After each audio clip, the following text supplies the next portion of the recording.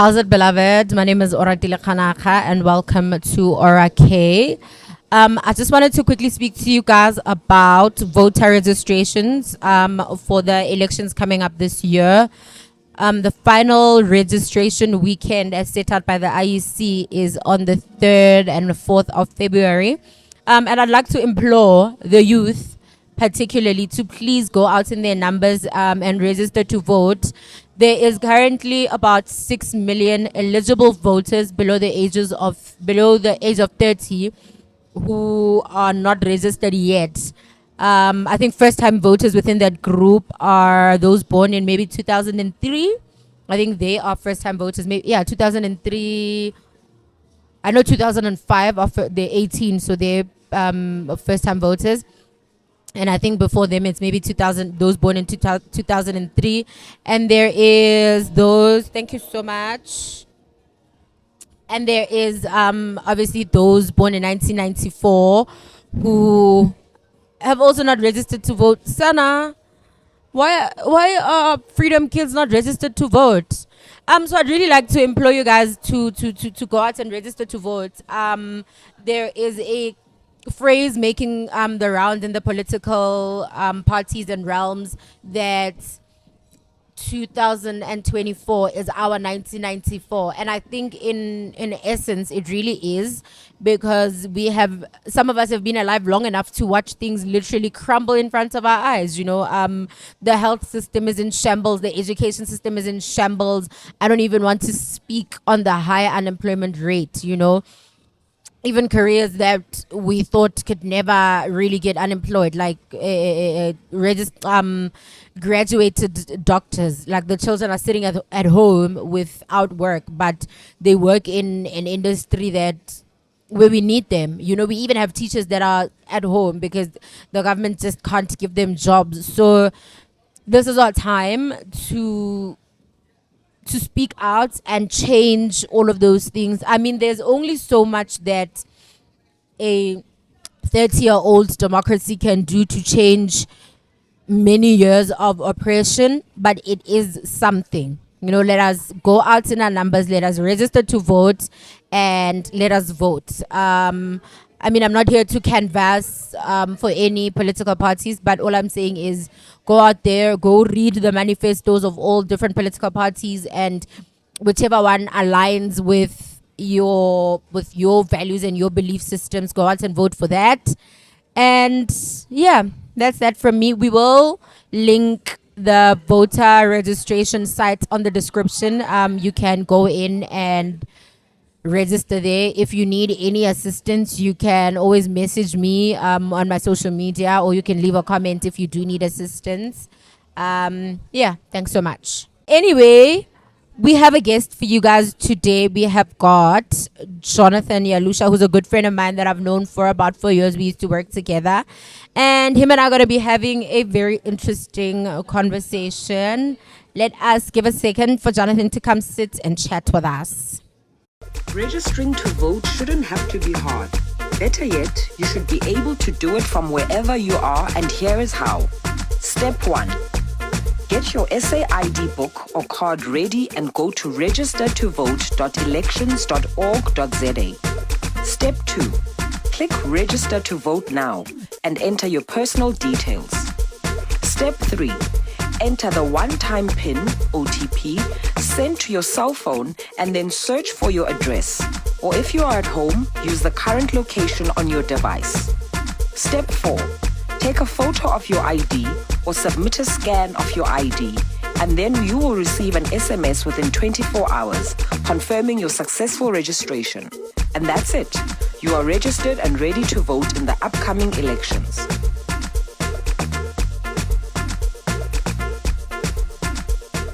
Welcome to episode 3 of Aura K. I am sitting with my good friend Jonathan, and we are at Capello Newtown Junction. Shout out to them for giving us a place to stay. Jonathan, welcome. Thank you. So I've known Jonathan since 2020. Was it 2020? 2020. I've known Jonathan since 2020. We interned for the same company, and we were literally the first people to work there, like in COVID, right? We were the only people, in fact. For We were the only people except the one guy who was our senior who worked there, Yes. Kosana. But we were pretty much the only people who went there every day, who went to the office every day. And it was my first stint in the industry. Yeah. Was it the same for you? I think I've had like 2 internships before that. Before that? Oh, okay. Yeah, so we are PR professional. I never tell you guys this, but I am actually a PR professional, right? And so is Jonathan. Jonathan, I don't know how else to introduce you. Jonathan is a smart guy, and he is also the only French speaking person that I know. So Jonathan, I'm gonna ask you to introduce yourself briefly in French. Entice my people. This is the funny part where they ask me to do that and then my brain freezes. And then now all of a sudden you can't speak French. And like all the years I've studied French just run away. No, say something like, "Hi guys, thanks Aura for welcoming me. So good to be here." In French, something. Something simple. Don't say sexy things because this is not a sexy time. Come on. Well, bonjour, je suis Jonathan. Je suis très heureux d'être ici avec vous aujourd'hui. Et merci beaucoup, Aura, de m'avoir accueilli. Voilà. I know merci.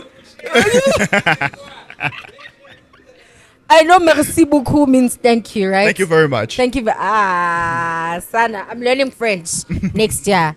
Thank you so much, Jonathan. So Jonathan comes from originally, he is Congolese. Yes, I am. Which one? Brazzaville. Well, my parents are from both, actually. My father is from Brazzaville, my mother is from the DRC. Oh, and do both Congos speak French Yes, predominantly? they do. Is it a primary language, not primary It language? is our official language. Official, yes. Yes, it's our official language. So it's our version of English, basically. Oh, cool. And Sana, I think I'm asking you these things also because I'm refreshing because I haven't seen you in so long. How long have you particularly been in South Africa? It will be 10 years come June. Hey, but you've been here forever, right?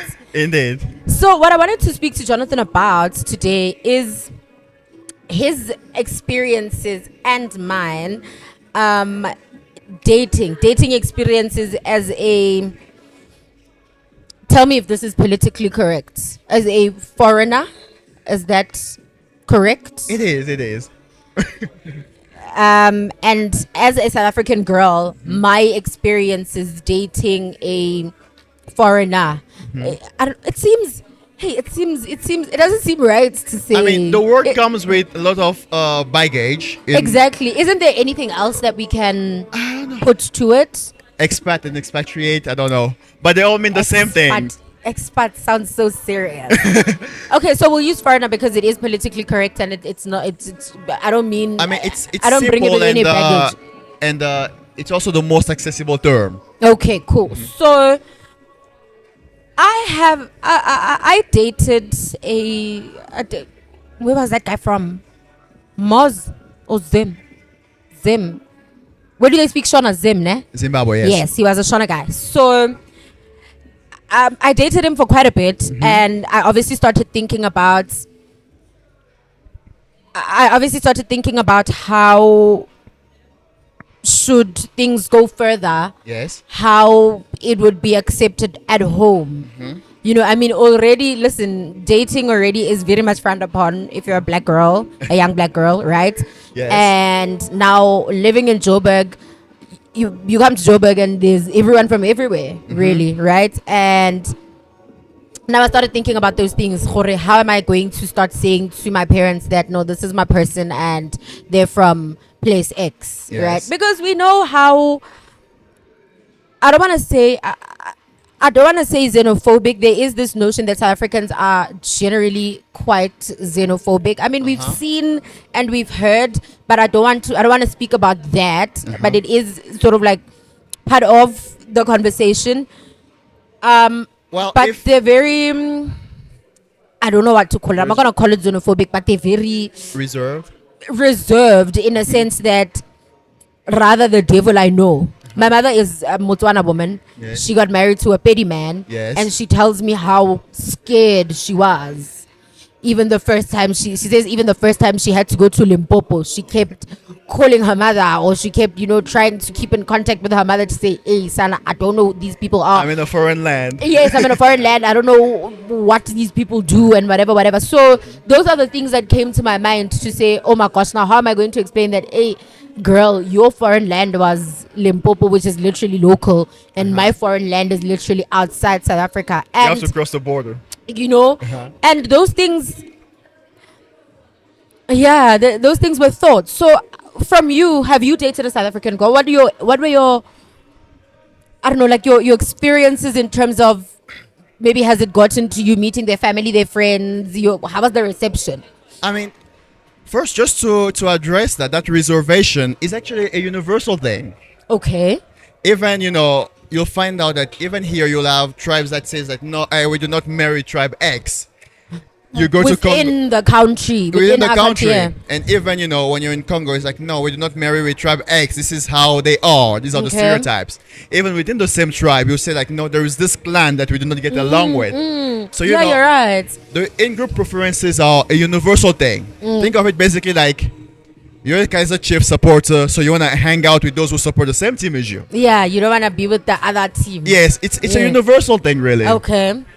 But then, you know, of course, it does get to extremes, but it's practically normal to prefer the people that you are That most you know. that you know, And that you relate closely with. because then there is no need for you to adapt. It's familiar, you know. Yeah, and there's no explanation. There is no then- explanation. Even when it comes to the food you're going to eat, it's Yeah. gonna be the same food.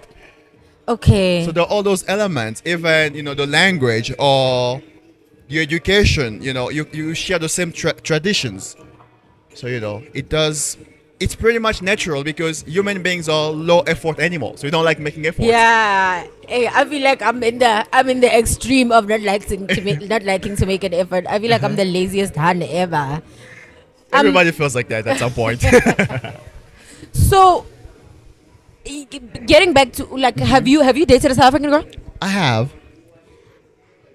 How was it?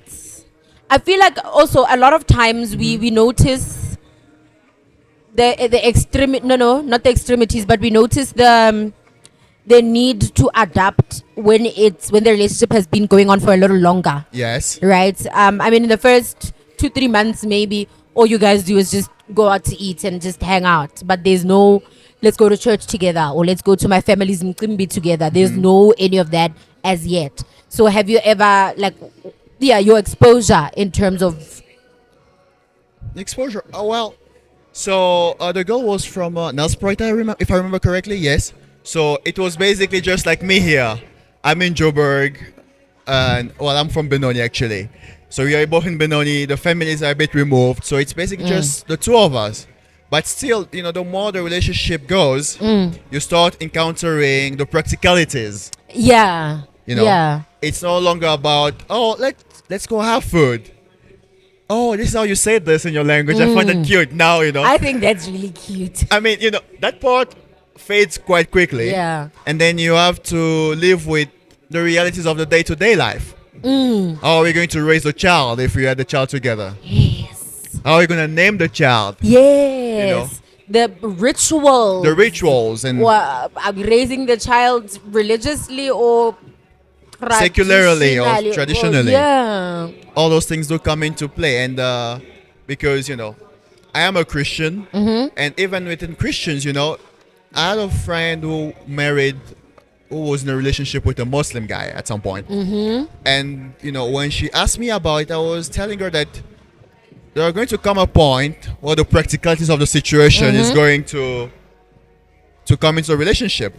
Say to us Christians, the day of the Lord is Sunday. To your Muslim partner, it's Friday. And, you know, so which day do we consider holy in this house? Exactly. And what do we do on Thursday? What do we do on Friday? Or what do Fridays. we do on Sunday? How do we name the child? How do we go about education? How do we go about baptism? Nah. And all those practicalities. So it's just to say that at some point, all those elements came into play. And, you know, it was very much, how is your family going to accept me? I think that's You know? the most part for me. What couple the most important part of this conversation for me, the acceptance. You know, it becomes so tricky. Remember when we were prepping for this, I said to you that you when I speak or when I ask about experiences, it doesn't have to be Yes. your personal experiences. Yes. I mean, it can be experiences from other people, right?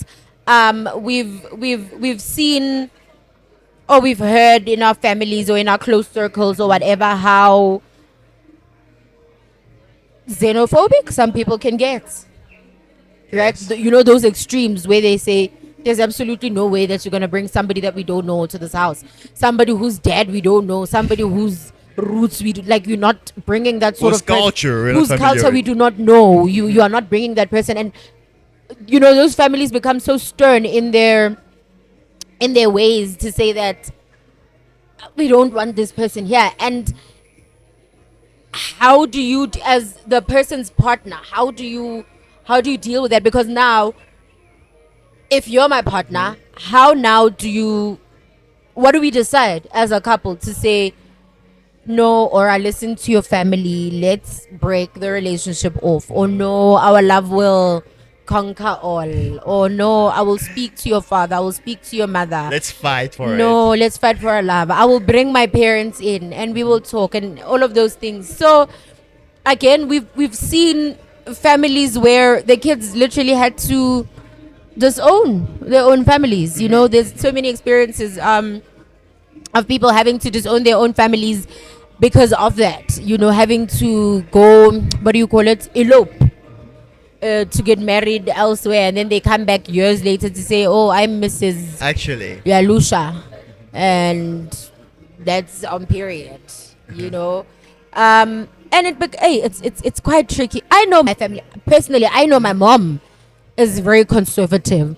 My mother says, I think growing up, my mother would say to me, the furthest that I'm going to your wedding is locally. She's like, I'm not getting on a plane. If you're marrying somebody whose home I need to get on a plane to get to, I'm not going there. You're not marrying that person.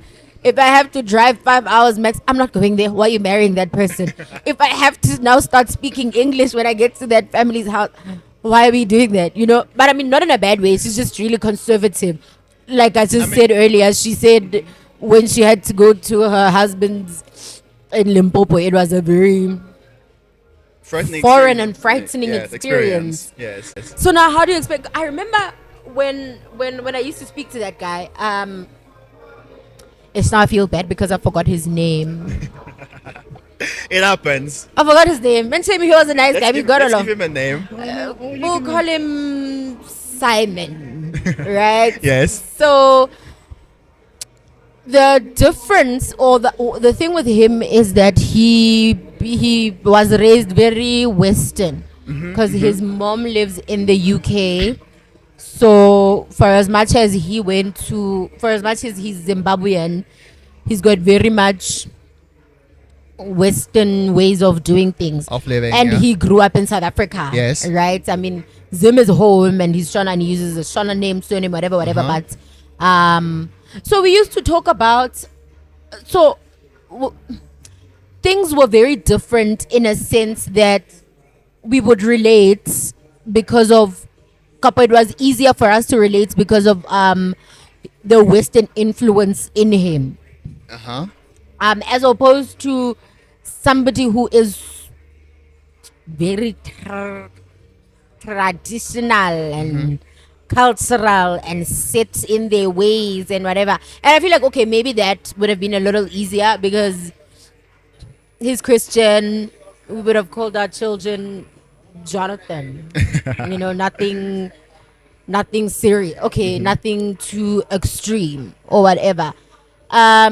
Which becomes a different story. I mean, I've dated or been around people who are stern Zulu, for example. You know, those are some of the people who are very strict and Very much set in the ways. set in their ways. You know, if they fraternize with a Motswana girl, oh, actually, no, I'm not a Motswana girl. I'm petty.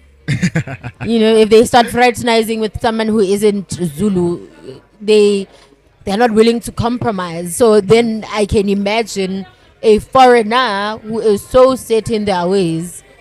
Um, yeah. So when I Jonathan, actually, something Yes. else that comes to my mind: how do you deal with stereotypes that come with being a foreigner? I mean, luckily, I've always met very open-minded people Okay. like yourself, and I've always felt pretty much. I'm the noble South African, to be quite honest. You should all aspire to be like me. I've always felt very welcomed in most places wherever Yes. I've been, but there is always, that I wouldn't say fear, but that, what can I say? Like, again, reservation. I think is a more suitable expression here or term. With is like, yes, but I don't really know. I know you as a person, but I don't know your culture. I don't know your background. How are things done within your countries? Whereas you'll see, for example, that traditionally, if you took a traditional, say, Congolese wife and a traditional Zulu wife, you put them together, they behave the same way. Uh-huh. They'll behave pretty much the same way, the same expectations of what a traditional housewife should behave. Uh-huh. The same degree of servability to your husband, of submission. They are pretty much the same. It's just that you come wrapped in a certain package that I haven't experienced yet. And so once people pass that, it's like, oh, you're a pretty normal guy. You like football. I like football. Actually, yes, we share this in common. And Yeah. those things tend to dissolve pretty quickly. Okay. But what I would say is that the only things that truly matters in a relationship, once the two of you agree or really don't have an issue with culture and those differences, are values. What do you value as individuals? Because you'd find out that there are people who are from Congo with whom I cannot get along. Because value-wise, culture-wise, we don't share the same cultures. Like, you look pretty much like an alien to me. That's know? actually so true. Especially, I think, especially value-wise. I think generally, it's important to align yourself with people who share the same values as you, the same or similar values, right? Those are the same. I mean, it's a thing I usually tell my friends. It's like, there are a few things in life that requires you to be intransigent, right? I like Burger King. You like McDonald's. She likes KFC. We can live with that. Like, McDonald's sucks. But then, I am say an indoor body. To me, Saturday, I've worked all week long. I want to spend that at home. To you, Saturday, I was at the office. I want to go dance that away. That's going to be an issue in the long run. Yeah. Because I'm going to say, okay, I'm going to compromise with you on that note. Say for 1 weekend, 2 weekends. By the third and fourth, it will become a complaint. I'm going to give a personal example. I've never been drunk my whole life. I've never smoked. So I cannot always relate with people. Is he judging us for drinking? Was that what I'm you're slightly doing? judging you, Aura. Are you judging me? You've known me long enough to Well, know not to judge me for that. no. I mean, at the same time, one of my philosophy in life is also to allow people to exist according to their nature.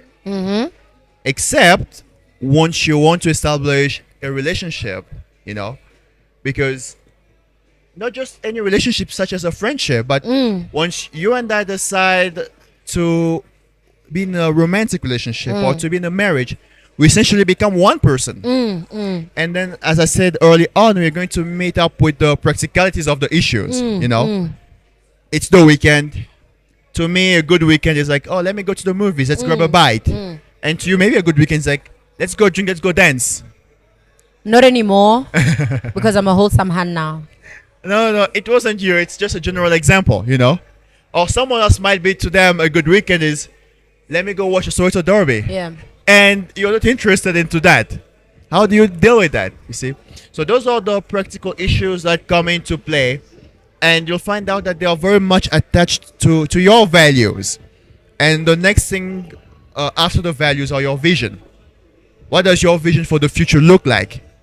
What are we doing? Where Yes. are we going? How many What are children do we looking want? at? Do we want Do we children? want children? Yeah. All those issues are those are actually the harder part of having a relationship with, not just with someone who's, say, foreigner or who is from a different culture, but with anyone really, Generally, yeah. because your values are going to determine the lifestyle that you're going to adopt. Yeah, yeah. And the vision that where are you going. You know, so those are the things that, and then both your values and vision are going to it's going to influence you. It's like gravity. Of course. It's going to pull in a certain direction, and so certain goals are mutually exclusive. Uh-huh. Say I want to have 5 children. You say I want to have 1 children. Okay, One let's child, Jonathan. One child, One rather. child. This Sorry, is me one-upping him. enjoy that for now.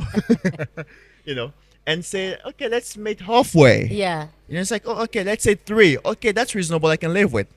And then some guys may be like, I don't want that. 5 children is 5 children. Some woman may be like, no, I was born alone, and so I want to have a big family. And in my mind, there's always been like, I want 2 children. Now you want 5. I'm gonna say, yeah, it is fine. Then along the way, it's gonna become a practical issues. Yes. That's when you have like, no, I did not want this. This is what you wanted. This is what you wanted. I wanted this Yes. instead. Yeah. So to me, your values and vision are the most crucial aspects, really. Once you align Not those, so much where you come from. not so much where you come from. Yeah. Once you align in terms of your value and vision, the rest of the things become, you have a why, like Nietzsche says, who has a why can live anyhow. So the how becomes a matter of practical. Oh, we can solve that out. We can figure it out. We can figure it out. Yeah. So, in essence, I think what we're saying here is, for as much as anyone has personal issues with anyone on anything, but when it comes to dating a foreigner, it's really most about your values, your principles, the type of person you are, the things you like, the things you don't like.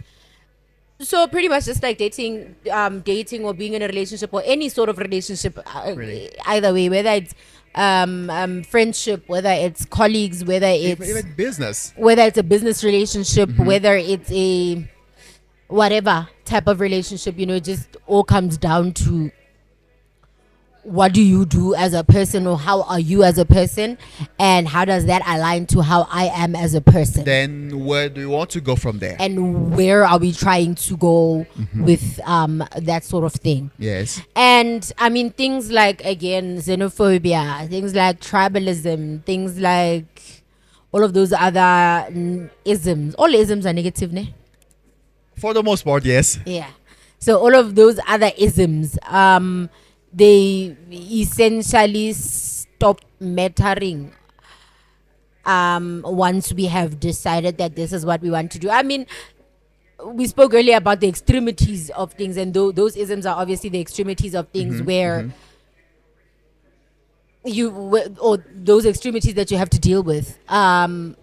And maybe love conquers all. Maybe then you can fight for your love, or try and explain, or elope, or cut your family off, or whatever. But yeah, I think, again, in essence, there really isn't anything different besides the practicalities of it, like Jonathan has been saying, like the naming your child, like the holy days, like the what church are we going to, and whatever.